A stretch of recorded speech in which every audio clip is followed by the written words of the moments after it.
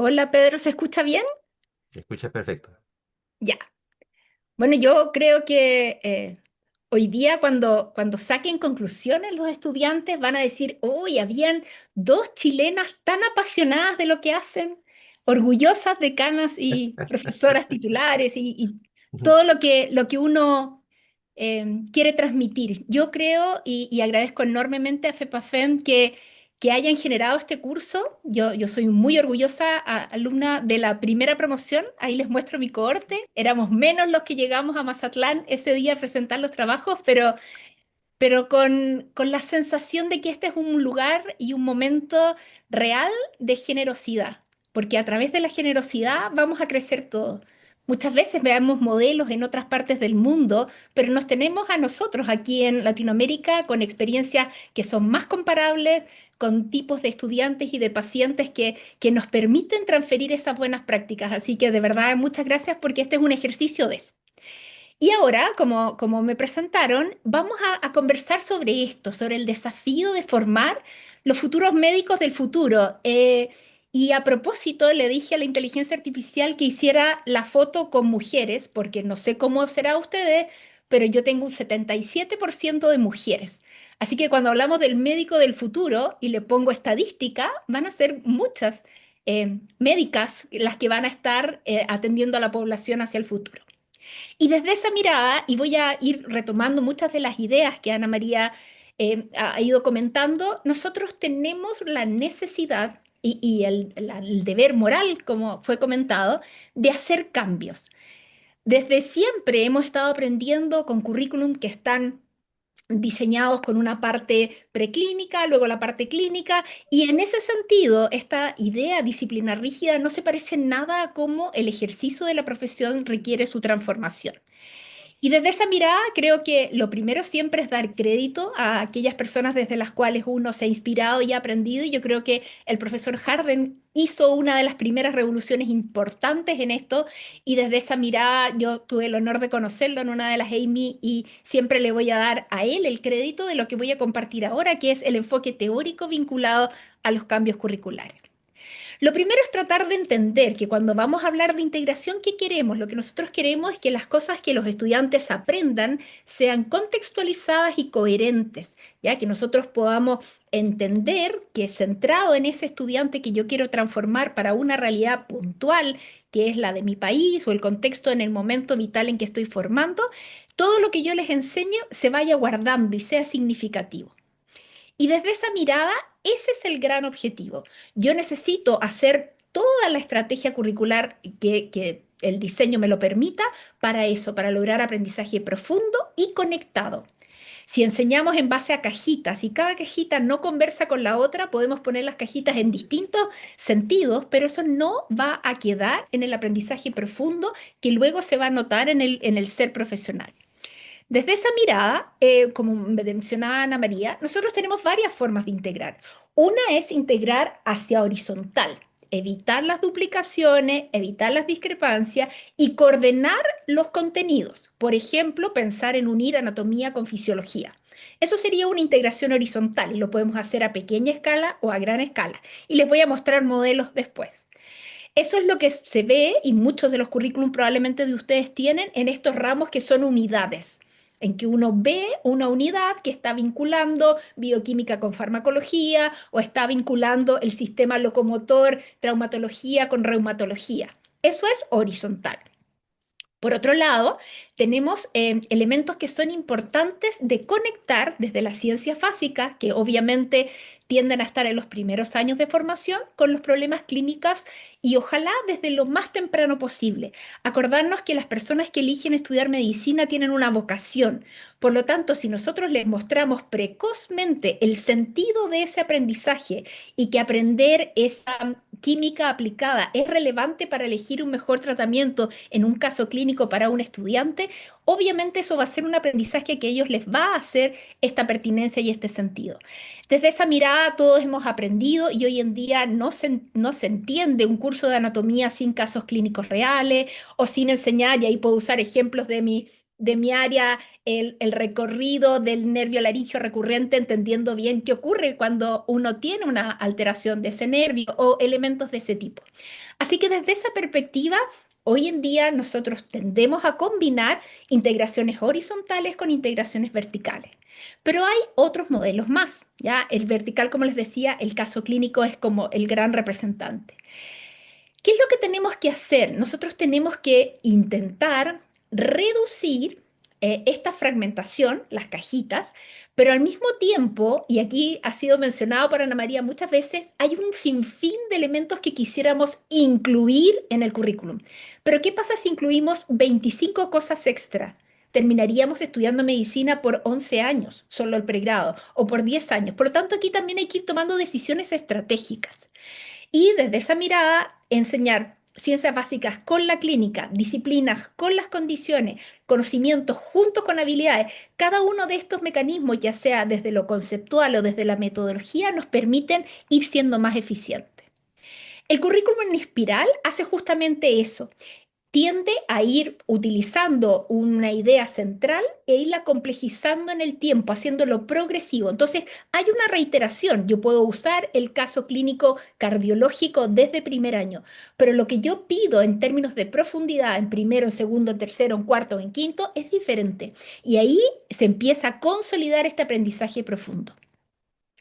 Desde esa mirada, lo que yo les voy a mostrar hoy día de la experiencia que tenemos nosotros es un poco paradójico, porque tengo muchas cosas que quiero incluir, pero quiero hacerlo en menos tiempo. Nosotros tomamos el desafío de transformar la educación de 7 años en 6 años. Entonces el desafío era doble.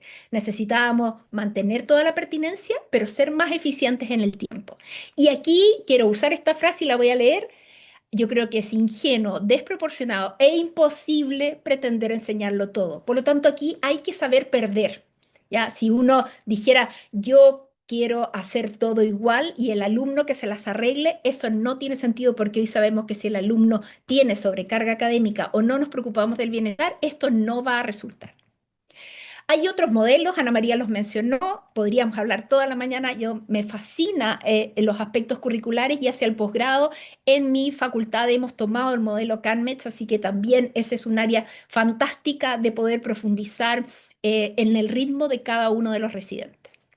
Pero aquí volvamos como a los fundamentos. Yo creo que lo primero entonces que hemos dicho es que la combinación que sea que cada uno de ustedes vaya a hacer, ponga al estudiante y al paciente en el centro. Partamos desde eso. Luego necesitamos que nuestros estudiantes aprendan con las metodologías que sean, la inteligencia artificial incluida, pero luego que piensen como médicos. Y ahí todos nosotros deberíamos hacer esa reflexión y ustedes en sus propias bitácoras, ¿qué es pensar como médico? ¿Es generar hipótesis? Sí, es el modelo, como decía Ana María, hipocrático, lo aprendimos hace mucho tiempo, pero también es manejar incertidumbre, también es saber hacer razonamiento, diagnóstico o terapéutico, y muchas veces tener mecanismos para hacer metacognición. Y, por ejemplo, hacer la reflexión de lo que van a aprender esta mañana es un ejercicio de metacognición y nosotros tenemos que ser capaces de transmitir al estudiante para que en su cabeza eso también funcione frente a una presentación de alguien que no conocían. Por lo tanto, en este sentido de decir, ok, hay cosas que tenemos que dejar de lado, hay otras que tengo que mantener, yo les voy a dejar esta presentación para que ustedes puedan hacer la reflexión más profunda y ahora les quiero contar nuestra historia. Voy a hacer lo más escueta posible porque esta historia se ha ido complementando con más información. Pero nosotros teníamos un currículum con un perfil de egreso bien establecido, con un modelo educativo muy bonito que lográbamos con cajitas en 7 años. Y una vez que obtuvimos la acreditación máxima, dijimos, este es el momento de hacer el cambio, porque podemos hacerlo mejor. Y queríamos entender bien por qué queríamos hacerlo mejor. Y tenía que ver con mejorar la experiencia del estudiante y tratar de ser más eficientes en el tiempo. Desde esa mirada hicimos un viaje. Y esto es como ustedes entrar al curso, ustedes van a poder contar en sus historias. Yo estuve un sábado en la mañana y escuché esto desde otra persona de Latinoamérica que me ayudó a transformar. Yo tuve la oportunidad de visitar tres de las mejores universidades del mundo, Harvard, Columbia y UPenn en Pensilvania, y en cada uno de esos lugares les íbamos a hacer todas estas preguntas, como las que nos planteó Ana María. Y la verdad es que otra vez aparece la generosidad como un factor que nos junta a todos los que hacemos educación médica. ¿Por qué no compartir si el futuro lo que queremos es poder, poniendo la impronta de cada una de nuestras universidades, hacer que los profesionales de la salud sean mejores para atender mejor a los pacientes? Empezamos a trabajar todas estas razones del cambio. Empezamos a ver cada uno de los elementos que Ana María nos contó en la presentación anterior. Y en una de esas nos encontramos con este paper, que para nosotros fue algo que nos movió y nos movilizó, que los invito a todos a que lo lean, que se llama Mover las montañas, del doctor Peter Arms de Alemania, de la Universidad de la Charité en Berlín. Yo trabajo en la clínica alemana, así que el alemán es parte de mi esencia, y fuimos a ver al doctor Arms. El doctor Arms, con una generosidad total y con un equipo de trabajo fantástico, nos permitió entender este modelo que ellos habían publicado, que tiene que ver con romper uno de los paradigmas, por lo menos los que teníamos nosotros en nuestra facultad, que era decir que se podía enseñar lo normal junto con lo anormal, la función junto con la disfunción. Si yo soy capaz de eso, yo acorto mucho el tiempo, porque no tengo que redundar. Nos dábamos cuenta, por ejemplo, que cuando se enseñaba nefrología, los alumnos tenían infinita cantidad de clases en que todos los profesores empezaban enseñando la estructura del nefrón. Y luego, cuando enseñaban fisiopatología, los primeros minutos de todas esas clases, otra vez era la estructura del nefrón. Entonces nos dimos cuenta cuántas veces el nefrón estaba presente. Y probablemente eso era porque no habían conversado bien los profesores y nadie sabía que eso era lo con que ellos partían o que por lo menos gastaban esos primeros minutos de la clase, que son los minutos en los cuales los alumnos tienen la atención más plena. Y con todo esto, y este es el currículum que ellos tienen en la Charité, una de las universidades top 10 a nivel mundial, dijimos, ok, definamos 7 ideas fuerzas y nosotros hacemos un cambio. Lo primero es que lo que sea que íbamos a dejar en el currículum tenía que ser pertinente. Y ahí, como muy bien dijo Ana María, sentamos en la mesa a los epidemiólogos. ¿Qué para nuestro país es importante hoy? ¿Qué para el mundo que viene en el futuro es importante enseñar? Y siempre manteniendo los pies sobre la tierra, estamos formando no especialistas. Lo segundo es profundidad. Cada vez que teníamos que decidir algo, que cortábamos, que no cortábamos, preferíamos aprender mecanismo de enfermedad en profundidad, fisiopatología, por ejemplo, más que saberse de memoria diagnósticos diferenciales. Y eso se hizo explícito. De hecho, la inteligencia artificial lo hace mucho mejor que nosotros. Lo que necesitamos es entender bien cómo se producen los mecanismos de enfermedad. Lo tercero, y va vinculado con lo que les acabo de decir, es razonamiento, pensamiento profundo, hacer preguntas de investigación, aprendizaje significativo. Si yo enseño algo en primer año, en segundo año y lo mido en quinto y ya no está, eso no era relevante. Yo tengo que entender que aquello que yo estoy enseñando tiene que ser pertinente todo el tiempo y tiene que volver fresco. Por ejemplo, nos dimos cuenta que teníamos profesores preguntando, y yo respeto a todos los traumatólogos que puedan estar presentes, las caras del astrágalo. Y yo creo que alguna vez en mi vida yo era capaz de recitar el lateral, el medial, y definitivamente prefiero que aprendan muy bien el mecanismo profundo de la formación de la hipertensión como mecanismo de enfermedad más que la memoria como un elemento tan esencial. Lo cuarto era integrar, ya vimos, integrar de todas formas, que todo hiciera sentido, que todo tuviera un contexto y sobre todo que todo estuviera situado en experiencias reales. Lo quinto era progresión, aquí basados en los currículum espirales, nosotros vamos a ver cómo poco a poco vamos a ir aumentando la profundidad y eso está muy marcado en la forma en que va a tener el currículum que les voy a mostrar. Y lo que también es bastante diferente en Chile, probablemente distinto en mi universidad a lo que se está haciendo en las otras, es que lo hicimos de manera modular. Por lo tanto, cuando los estudiantes están estudiando genética, ellos solo ven genética. No hay una asignatura que compita con eso. Están concentrados y focalizados en el análisis de esa área. Por ejemplo, podría ser el curso de el locomotor y están en la mañana haciendo práctica clínica de locomotor y en la tarde haciendo locomotor, pero no tienen otras asignaturas porque nos dábamos cuenta que los estudiantes a veces tomaban decisiones, estudio bioquímica, estudio anatomía o estudio fisiopatología. Quizás pensaban en cuál es el profesor más exigente, cuántos créditos, y tomaban malas decisiones, porque aquello que dejaban de lado era porque probablemente para ellos no hacía sentido, pero en el futuro era importante para el aprendizaje. Así que esa decisión, que a veces requiere mayor madurez, la tomamos nosotros y no el estudiante. Y aquí yo creo que la idea fuerza que más me gusta, la necesidad de explícitamente enseñarles a cuidarse a ellos mismos y potenciar el placer asociado a aprender. Yo estoy segura que todos los que están sentados hoy sábado con nosotros tienen ese placer asociado a aprender. ¿Cómo transferimos eso a los estudiantes? Y que aprender sea un momento de alegría, de motivación, de creatividad y de desarrollo personal. Y aquí no lo podemos esconder, tenemos que enseñar a cuidar, enseñar a las personas a conocerse a sí mismas, porque el que no se cuida no pide ayuda y esta cultura del cuidado se transforma en un loop muy perturbador para el ejercicio de nuestra profesión. Así que mire, yo tengo un video, pero no se los voy a mostrar en honor al tiempo, sino que les voy a mandar el link para que lo puedan ver, que explica, pero ya inmediatamente verán que cuando ustedes ven el currículum se ve distinto.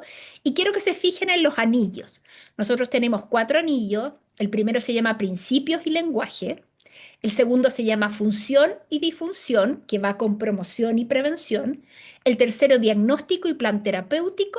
Y los últimos anillos, el cuarto anillo corresponde a los últimos 2 años del internado. Nosotros cambiamos en nuestro currículo antiguo de 7 años, al pasar al de 6, cambiamos los primeros años, pero mantuvimos 2 años de internado porque, como la doctora Moraga decía, en Chile una vez que terminan, inmediatamente empiezan a ejercer como profesionales. Por lo tanto, alterar la duración del internado nos parecía peligroso para el tener estas competencias en el quehacer. Y tenemos ámbitos que son las columnas que ustedes pueden ver, el profesionalismo como una integración vertical permanente, el bienestar, que lo vamos a ver explícitamente, uso y generación de conocimiento, que es la capacidad de formar los investigadores del futuro. No todos van a llegar a hacer un PhD, pero ¿por qué no enseñárselos desde muy pronto? El mundo necesita mayor desarrollo de la ciencia. Fundamentos biomédicos y práctica médica. Ellos van a la atención de pacientes desde la primera semana del primer año, toda la carrera viendo pacientes, en distintos contextos, de distintas formas. Y si se fijan y los colores se van fundiendo, llegado cierto momento está todo unido y ya es imposible diferenciar como cajitas o como asignaturas. Los más desafiantes, y ya ha sido mencionado acá, fue sentar en una misma mesa a un líder para que pudiera hacer el cambio, a los epidemiólogos y a los salubristas para tomar las decisiones y a cada uno de los especialistas de ciencias básicas junto con especialidades clínicas. Porque cuando decidíamos los resultados de aprendizaje de cardiología, todos tenían que participar. Y ahí se hacía una planificación inversa. Yo podría hablar toda la mañana de esta renovación porque hay mucho trabajo detrás, pero nosotros desde el perfil de egreso, de las competencias que ya se las mostré, trabajamos los resultados de aprendizaje, decidíamos los mecanismos de evaluación y luego íbamos a ir a ver qué va a ocurrir en cada una de las clases. Y cada una de esas clases está hecha por mucho más de un solo profesional. Entonces, ¿cómo se ve un primer año, un primer anillo con todas estas asignaturas? Pero más interesante es mostrar cómo esto se proyecta durante el año. Entonces, si ustedes se fijan, hay momentos en que están solo en morfología, pero morfología entendida como anatomía, histología y embriología, ellos aprenden lenguajes y principios en primer año. Cuando van a ir a aprender en detalle la anatomía del corazón, va a ser cuando ya aprendan la función del corazón y la disfunción del corazón. Y ahí el corazón va todo junto. Por otro lado, hicimos otra cosa, esto está inspirado en Harvard. Ellos nos decían que uno de lo que ellos veían en Latinoamérica es que nosotros tenemos a los alumnos todo el día en clases y a qué hora aprenden. Entonces nos atrevimos a dejar 2 tardes libres para que ellos en un momento que no es tarde libre realmente, sino que es lo que nosotros llamamos un aprendizaje andamiado, en que a través de un LMS, que seguramente muchos de ustedes usan como estas plataformas tipo Canvas, en que uno puede interaccionar e intercambiar materiales, nosotros pauteamos el desarrollo del autoaprendizaje por parte del estudiante, pero le damos tiempo para poder hacerlo, porque queremos que los músicos sigan siendo músicos, los que hacen deporte sigan haciendo deporte, porque siendo ellos mejores personas van a ser mejores profesionales profesionales en el futuro también. Entonces, tenía que todo esto ser compatible con una calidad de vida como estudiante adecuada. Desde esa mirada, esto nos trajo obviamente un montón de revolución. Los estudiantes al principio les costó mucho tener tiempo libre, era una paradoja. Y a propósito de la interdisciplina, las otras barreras que tuvimos que derivar, y nosotros tenemos múltiples metodologías que usamos en esto, pero lo bonito es ver el listado de los profesores. Para que ellos entiendan la interdisciplina, también nosotros como líderes tenemos que decidir exponerlos a ellos a la formación de parte de todos los profesionales. Y es muy importante que un médico aprenda de un kinesiólogo, de una enfermera, de un nutricionista, de un experto en deporte. No pueden ser solo médicos sus profesores. Tienen que entender que cada uno aporta desde su mirada y que ojalá conversen con un mismo lenguaje, con una misma forma de tener la forma de trabajo que después les va a permitir entenderlo mejor en el contexto real. Así que este perfil de egreso se ha ido complejizando por los cambios del tiempo del siglo XXI y por eso que hoy en día ser comunicador, tener pensamiento crítico, preocuparnos del autocuidado es más relevante que lo que era antes. Y aquí también podríamos hablar mucho tiempo y durante estas semanas de su curso de formación lo van a profundizar más, pero ya hay cosas que no pueden faltar. Y otra vez tenemos que tomar decisiones, la cultura de la calidad y de la seguridad, el análisis de los errores, entender que somos humanos, sobre todo con tanta inteligencia artificial, lo humano vuelve a ser muy relevante, tiene que poder estar en las discusiones. Por ejemplo, integrado de manera vertical a través de casos clínicos que muestren cultura de calidad. Tenemos que aprender en contexto real, Ana María profundizó en esto, tenemos que hablar de envejecimiento, de migración, de discapacidad, de neurodiversidad, de inequidades territoriales. Esa es la realidad en la que estamos viviendo todos, esa es la realidad en que los casos clínicos creados para nuestros estudiantes no pueden ser centrados solamente en la atención hospitalaria, fundamentalmente los tenemos que llevar a las comunidades, a la atención primaria de salud. Otro elemento fundamental, y yo sé que Jorge, mi querido compañero de curso, Jorge, va a hablar sobre la inteligencia artificial, pero hoy en día no solamente tienen que tener formación en esto, sino que tienen que tener la habilidad de adaptarse sin perder el sentido del humano. Y desde esa mirada, obviamente también salud planetaria, educación interprofesional, tiene que tener su espacio. Nosotros en mi universidad hacemos un ejercicio de interprofesionalidad que es que durante 3 días se suspenden todas las actividades y se reúnen con estudiantes, pero no solo de las carreras de la salud, también con abogados, con psicólogos, con diseñadores, con ingenieros comerciales, con todas las áreas que tiene desarrollada la universidad a desarrollar problemas.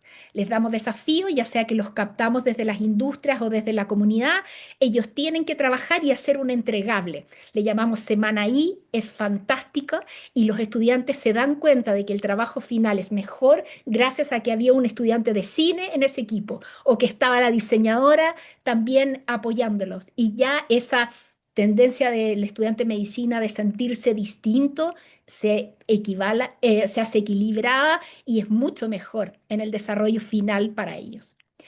Aquí hay algo que es muy importante, nosotros podemos hablar horas de currículum, pero el currículum desde donde nuestros estudiantes más aprenden es desde el currículum oculto, desde lo que ellos ven, desde lo que ellos observan. Así que igual como trabajamos con los estudiantes, tenemos que trabajar con los profesores. El trato, la jerarquía, el profesionalismo, la cultura de seguridad nos sirve en teoría. Esto es práctica y modelaje. Y esto es lo que más me gusta de mi currículum. Yo queremos estudiantes que florezcan literalmente y para florecer, y aquí tengo el orgullo además de presentar que nos han publicado gran parte de las investigaciones que estamos haciendo en la monitorización de este currículum, pero los elementos que incluimos de bienestar, y les puedo compartir este trabajo que quedó precioso, en que los hacemos trabajar en autoconciencia, conexión e interrelación y autocuidado en los distintos momentos de la formación, nos permite con mucho orgullo medir que sus indicadores de burnout van a la baja gracias a que estamos haciendo prevención desde el comienzo y dándole importante, haciéndolo explícito. Y aquí puedo decirles un detalle. Por ejemplo, el primer año cometimos el error que el curso de bienestar era el viernes en la tarde. Eso parecía una paradoja, no vamos a poner el viernes en la tarde un curso de bienestar. Ok, los alumnos lo hicieron sentir y nos dimos cuenta de que ahí había un error y otra vez lo mismo. Aquí uno va recalculando y rearmando. Quería mostrar esta mesa y hacer honor a Marcela Rincón, porque todo esto que estamos conversando hoy es la temática que tenemos que conversar y que tenemos que compartir. Y la experiencia que tuvimos en Medellín de ser capaces de decir, en realidad todo esto sabemos que tenemos que hacerlo, pero cuando lo llevamos a nuestra propia realidad nos encontramos con barreras. Eso es la verdad. Si alguien dijera, oh, yo lo tengo todo resuelto, seguramente nadie le va a creer, porque esto es un desafío permanente y juntarnos, aprender y compartir es muy importante. Nosotros podemos tener las mejores de las tecnologías, pero si después no hay un debriefing de lo que ocurrió y un análisis profundo para llevar a la reflexión, eso no sirve. Por eso que yo soy súper promotora de los portafolios. Creo que el portafolio como un instrumento de medición de competencia tiene que ser transversal. Nosotros lo trabajamos. Acabamos de publicar un trabajo precioso que también les puedo compartir de cómo el que los alumnos identifiquen elementos esenciales de lo que ellos viven con las transformaciones es muy importante para entender qué pasa en su aprendizaje profundo en sus cabecitas. Y lo otro, que aquí también podríamos hablar toda una mañana, hay que tener evaluaciones coherentes. Nosotros hemos vuelto a hacer pruebas de desarrollo con lápiz y papel, con dibujos, con gráficas, para que realmente podamos saber si ese pensamiento crítico y razonamiento que queríamos intencionar está sucediendo o no. Y cuando vemos que un alumno es capaz de dibujar un soplo, explicar la fisiopatología del soplo, vincularlo con distintas patologías y pensar en aproximaciones farmacológicas en segundo año de medicina, decimos, bueno, no sé exactamente si el alumno será consciente de lo distinto que es, por lo menos a como yo estudié. O que esto, por ejemplo, que ellos sean capaces de dibujar cómo se vería una artrosis estando en segundo año, cuando la artrosis obviamente es algo que veíamos hacia el final de la carrera, también nos permite pensar que van a tener una profundidad mayor para sumar todo lo nuevo que la ciencia descubra sobre el manejo y tratamiento de la artrosis. Otra cosa, los llevamos a las comunidades, trabajábamos con las personas. Yo les dije, yo tengo mucha pasión por lo que hago y llevar a los estudiantes, por ejemplo, a los colegios a hacer promoción y educación, a mí me hace todo el sentido. Eso es lo que va a transformar finalmente lo que necesitamos, que es la población. Así que lo primero que les quería mostrar, ningún currículum y todos los de ustedes son perfectos en la medida de que den cuenta de lo que donde ustedes están es lo necesario. Pero sí es cierto que si alguien no ha revisado el currículum hace mucho tiempo, esto ha evolucionado muchísimo. Necesitamos ser nosotros más flexibles, más integrados y centrados en los estudiantes. Si la pandemia no nos transformó, no necesitamos otra pandemia para transformar. Es mejor estar aprendiendo en un curso. Y sufrimos mucho con una pandemia, pero la pandemia nos mostró que la flexibilidad es esencial y yo creo que cada uno tiene que apuntar a eso, al currículum óptimo en su contexto, que muchas veces va a ser una mezcla de inspiraciones de otros lugares, generosidad de compartir con otras personas que han tenido ese cambio y que probablemente les puedan contar también en qué fallaron o qué cosas harían distintos si volvieran a partir y por sobre todo en esta mirada de que uno siempre puede ser una mejor versión de uno mismo por ese paciente. Aquí lo clave, como dijo Ana María, es evangelizar, capacitar a los docentes, incluirlos, darles las herramientas.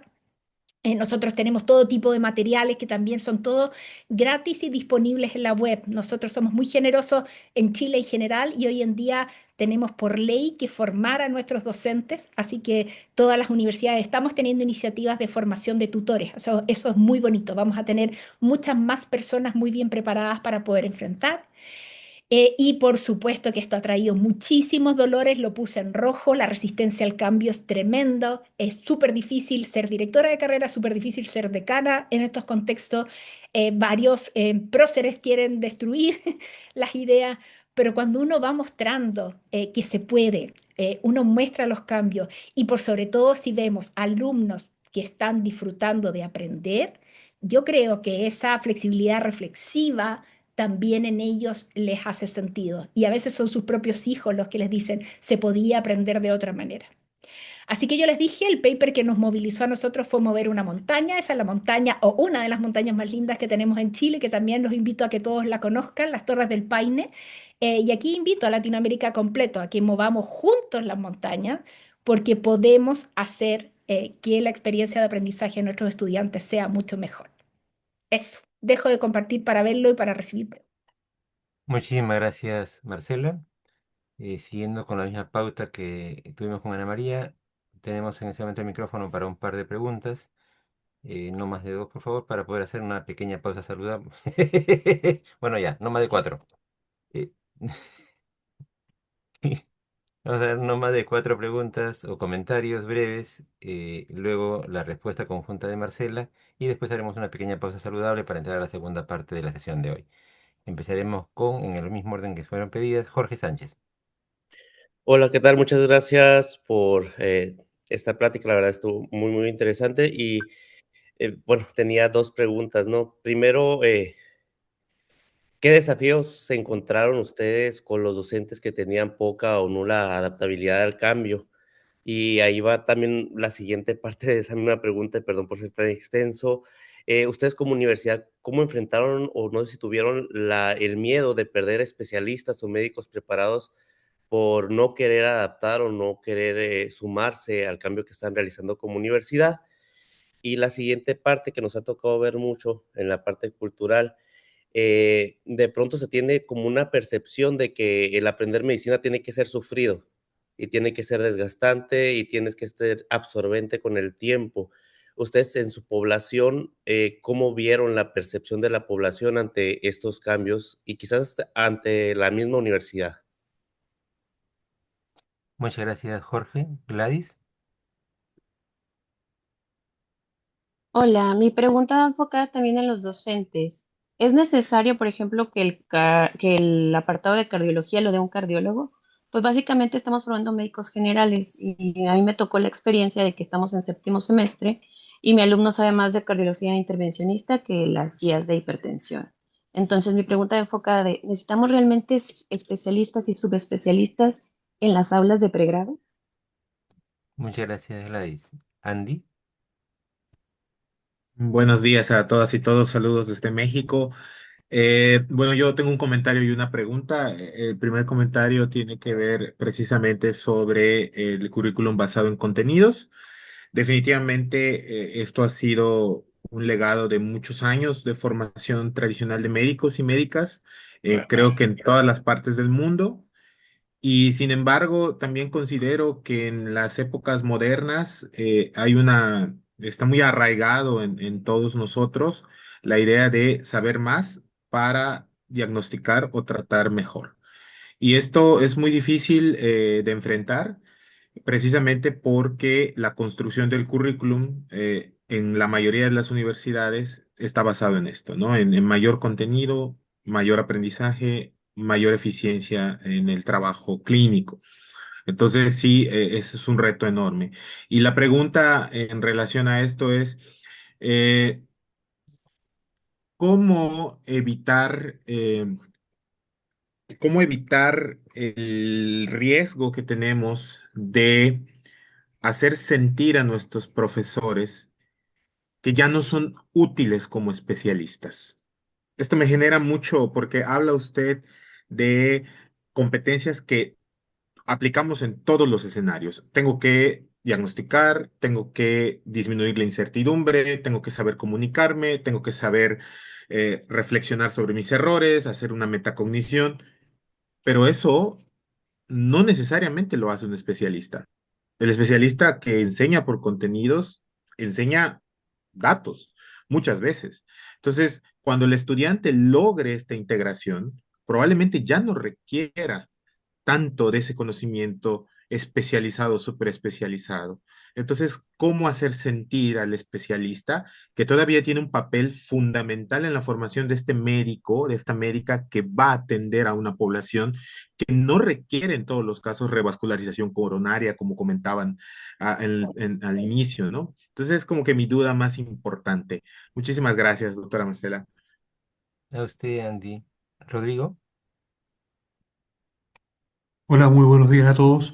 Yo quisiera preguntarle a la doctora Castillo, en el contexto del diseño y de la implementación de estos currículum integrados, ¿se consideran evaluaciones de medio término, evaluaciones de integración, por ejemplo, una vez finalizado cada anillo o en la mitad del anillo? Esa es mi pregunta. Gracias.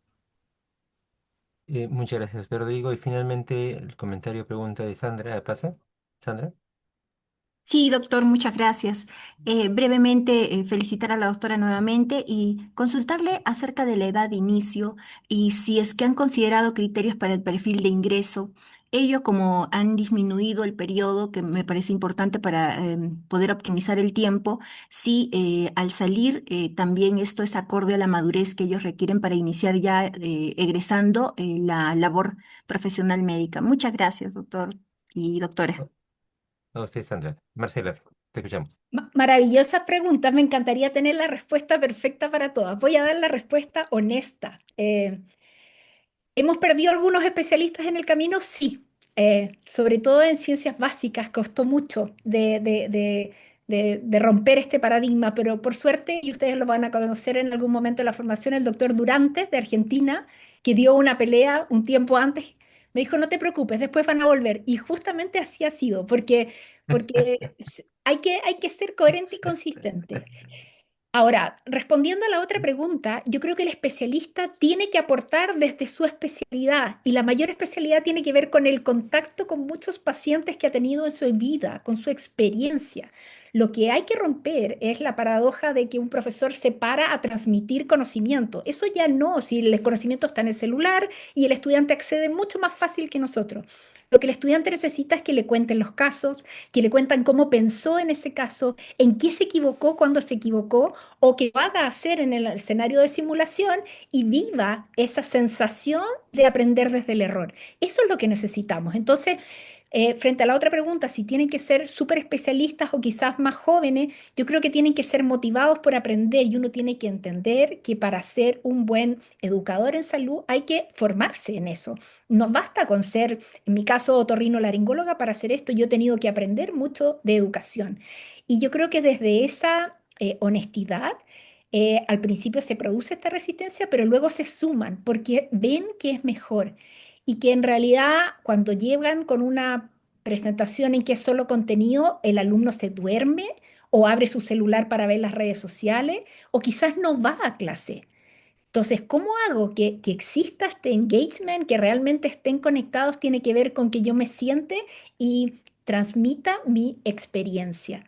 Un profesor que transmite su experiencia es un mentor para esos estudiantes y los hace sentir en el rol profesional futuro y eso vale más que nada. Con respecto a las evaluaciones, hacemos todo tipo de evaluaciones. Tenemos evaluaciones grandes, como de hitos de avance de la progresión de las competencias, en que estamos además comparando permanentemente lo nuevo con el currículum vigente, pues todavía tenemos generaciones con el currículum vigente, porque esto tiene que ser al menos igual. No podemos empezar a perder algunas habilidades. Nosotros tenemos estudiantes que les va muy bien en el examen final que se hace en Chile, el EUNACOM. Tenemos excelentes resultados, así que por supuesto que estamos monitorizando que eso no baje ni un poquito, todo lo contrario, tiene que ser para mejor. Y el otro tipo de evaluaciones que hacemos son focus group, dura cada 3 meses, con estudiantes que son seleccionados al azar, no solamente los mejores y los peores, que son los que siempre estamos mirando, sino en general para ir monitorizando la experiencia, la carga académica. Ustedes saben, los créditos ST requieren que nosotros realmente sepamos si eso que planificamos de cuánto tiempo iban a invertir ellos en su casa para estudios sea real lo que están invirtiendo. Eso hay que estarlo midiendo. Y yo creo que, por ejemplo, en nuestra clínica alemana hay alrededor de 1.500 médicos. Los que están dedicados full a esto, probablemente es un 10, un 15%. No necesitamos tanta gente, pero sí lo necesitamos muy comprometidos con la educación. Para algunas actividades puntuales de tutoría necesitamos un grupo mayor de tutores, pero los que están sentados en estas mesas desarrollando los resultados de aprendizaje, las evaluaciones y los procesos de aprendizaje de los estudiantes son los que tienen muchas ganas de enseñar. Creo que contesté todas las preguntas, pero no es fácil y es más costoso, eso también podríamos hablar. A nosotros nos ha salido más costoso porque hay que tener más profesores. Obviamente una clase, un profesor, 100 alumnos escuchando es súper económico. Cuando uno hace grupos pequeños, tiene muchos tutores y eso hace más caro. Eso es parte de lo que nosotros como decanos tenemos que ir tomando decisiones. Doctorita, sobre la última pregunta, Sandrita, te voy a pedir disculpas, pero ya estamos con la hora bien complicada. ¿Sí? Muchas gracias. Eh, Marcela, muchísimas gracias por la pasión que le pones al compartir, por tu transparencia y por la experiencia que nos has traído hoy día, que ejemplifica muy bien de lo que estamos hablando cuando hablamos de liderazgo y de compartir en el programa. Vamos a dar ahora una pequeña pausa saludable para que todos puedan hacer lo que recomiendan siempre a sus pacientes y a sus pacientes y a sus alumnos, o sea, planchas abdominales, sentadillas, etcétera, durante 10 minutos y para recuperar la atención. Y a las 11 bueno, en 10 minutos pongan sus cronómetros, en 10 minutos retomamos con la tercera conferencia de la mañana. Con permiso.